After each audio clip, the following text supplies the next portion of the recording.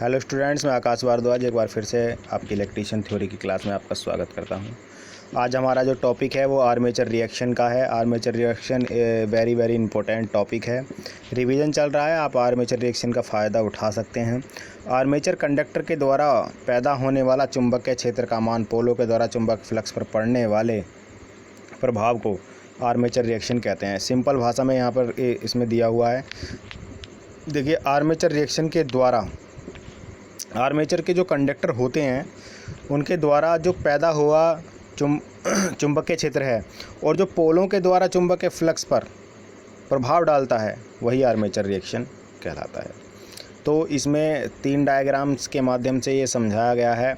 Armature के चुंबकीय क्षेत्र के 2 प्रभाव होते हैं, वेरी मोस्ट इम्पोर्टेंट हैं दोनों प्रभाव। ये देखिए, पहला तो यहाँ पर है ये मेन फ्लक्स को कमज़ोर करता है, इसे डीमैग्नेटाइजिंग इफ़ेक्ट कहते हैं।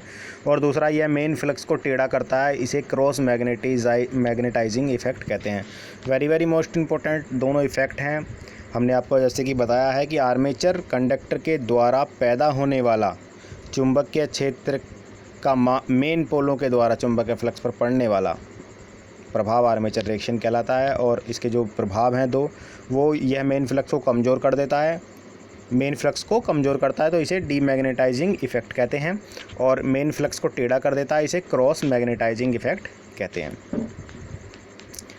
तो पहले प्रभाव से पैदा होने वाले वोल्टेज घटती है, दूसरे प्रभाव से स्पार्किंग अधिक होती है।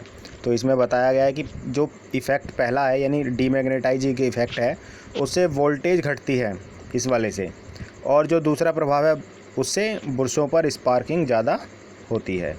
तो माना 2 पोल वाली मशीन में आर्मेचर कंडक्टर में कोई करंट नहीं बह रहा है, तो केवल एक ही फील्ड होगा जो केवल मेन पोलों के कारण होगा और बराबर बटा होगा। इस समय MNA व GNA एक ही लाइन में होंगे जैसे कि दिखाया गया है।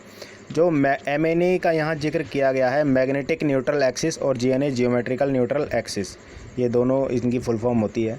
तो ये एक ही लाइन में होंगे। ये जो सीधी आप लाइन देख रखे हैं आर्मेचर के सीधे में, ये वाली लाइन ये सीधी होगी। ये एक चुंबकीय फील्ड दिखाया गया है, नॉर्थ N और ये साउथ है, ये बीच में आर्मेचर है। तो इसमें जो MNA और GNA की लाइन है वो सीधी रेखा में होगी।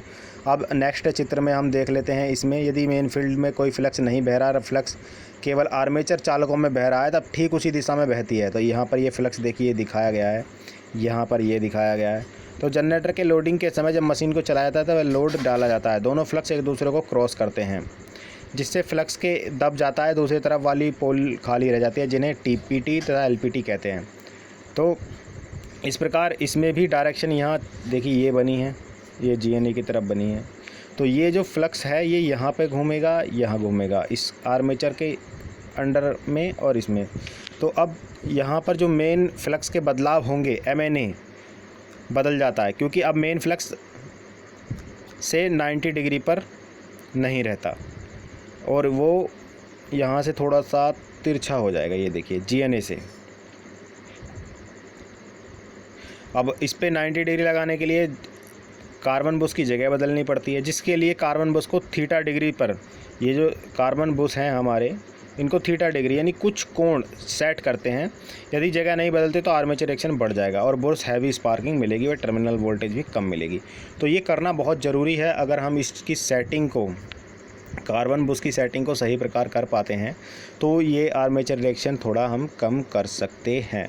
तो ये आर्मेचर रिएक्शन बताया गया है इस टॉपिक में। अगर इस टॉपिक में आपको कुछ समझ में नहीं आता है तो आप पूछ सकते हैं, कमेंट बॉक्स में लिख सकते हैं। धन्यवाद।